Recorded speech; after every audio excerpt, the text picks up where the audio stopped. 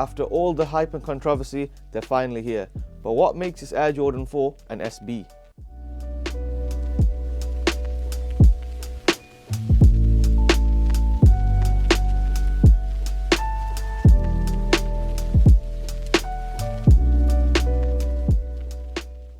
Hey up guys, Restart Really here. Today I'll be taking a look at the Air Jordan 4 SB in the pine green colorway. Now, since the first ever Jordan 4 debuted in 1989, this is the first time they've ever collaborated as an SB drop. We have seen a fair few Jordan SB collabs in the past, however specifically on the Jordan 4 model, this is the first of its kind. Pictures and videos did surface about a year ago of a triple black version of this, sort of like a black cat Jordan 4 SB. Maybe that's an upcoming colorway, maybe it was just a sample, who knows. What we do know is this is a great looking pair, so let's get straight into it. The outsole of this pair is primarily white, and you do see a red Nike logo in the center. But straight away you can see gum rubber at the front and at the back of this sneaker. Now when it comes to gum rubber, everybody knows that's SB's territory. They've been using gum midsoles for decades. It's said to improve traction, and I bet it even improves your movement on the court. So that's a good start for the Jordan 4. It's already shaping up to be an SB. The front half of the midsole of this sneaker is majority white, but you also do see some small green accents in there as well. From the center all the way to the back of the midsole, you have a green and white strip running along, with the white strip exposing the red Air unit. I think the red Air unit's a cool touch. They didn't really have to give it any color at all, but the red works quite nicely.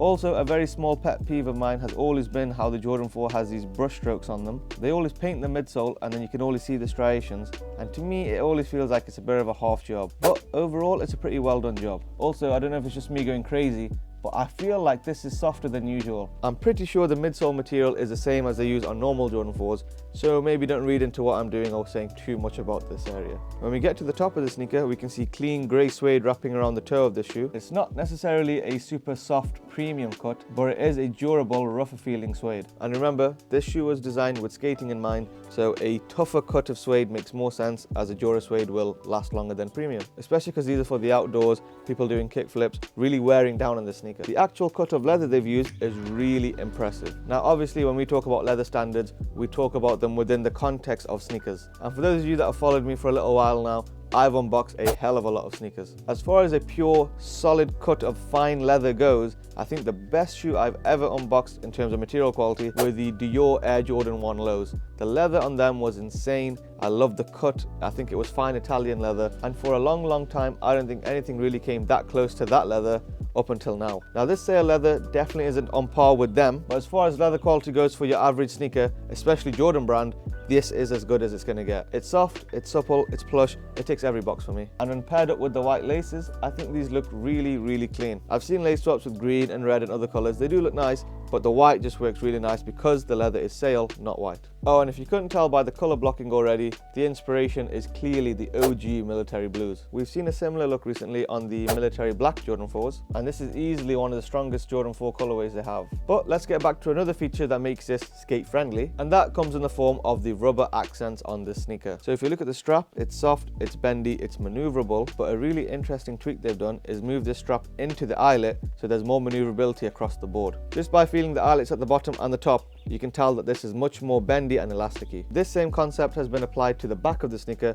which is perhaps the most iconic concept behind this whole collab. Nike Air usually gets us excited, but Nike SB is crazy. Again, they've rubberized everything about this panel. The actual white Nike SB writing is even rubber, and you can't believe how happy I am to see this pull tab so bendy and soft. I own the Motorsport Jordan 4s and I wear them a lot, and I can tell you this heel area can act as a blade for your Achilles when you get them in. I don't know why, but they've always used a stiff, thick cut, and when you put your shoe in, it sometimes clips at the back of your Achilles and gives you a little scrape. So had this just been your bog standard Jordan 4, but they tweaked just this area here, I would have been very happy. But they didn't just do that, they did everything I mentioned and more. The tongue is much softer and easier to move around than before. Again, going back to normal Jordan 4s, it would take about 3 or 4 weeks of wearing to really break the tongue in to get it to this stage, as this one already comes in. Did I say that right? Sounds a bit confusing, but you know what I mean. But when I feel around the ankle area and I look at it, I can't really tell. It doesn't feel more padded or puffier, but it does feel softer, which again has more of a feel of a broken in Jordan 4. And again, if you're skating, you definitely need your ankles free flowing. Another major plus for this shoe shoe is a sort of two birds one stone thing, and it comes in the form of its shape. Not only have Jordan Brand tried to nail down the OG looking shape of the sneaker, but they say the OG shape helps with the fit and streamlined design of the shoe. So not only do you get a Jordan 4 that's super accurate to how the OG pairs look, they also help as a more supportive fit to help you move around better. Oh, and going back to the Air unit, which was red, that's not an anomaly. We also see a red Jumpman on the tongue tag of this sneaker, and the insole, which says Nike SB Air, also comes in red. And I think with the pine green accents, it's always nice to have a pop of red. And I also think sail pairs much nicely with pine green than just white leather. And we see that sail vibe continue onto the shoebox, which is more of a sleek, milky color. And alongside the Jordan Flight logo in grey, we also see some really cool Jumpman Nike SB logos. They didn't overcomplicate it with the wrapping,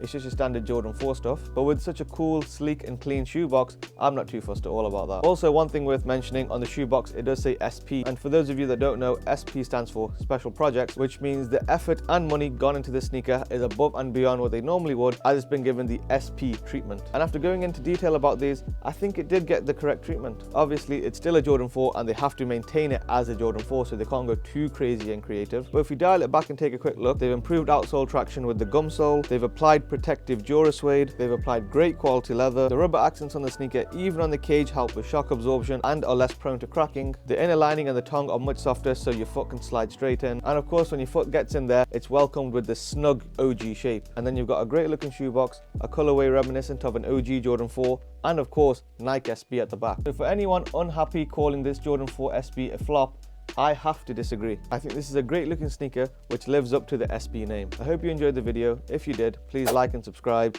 As always, thank you very much for watching. I'll see you next time.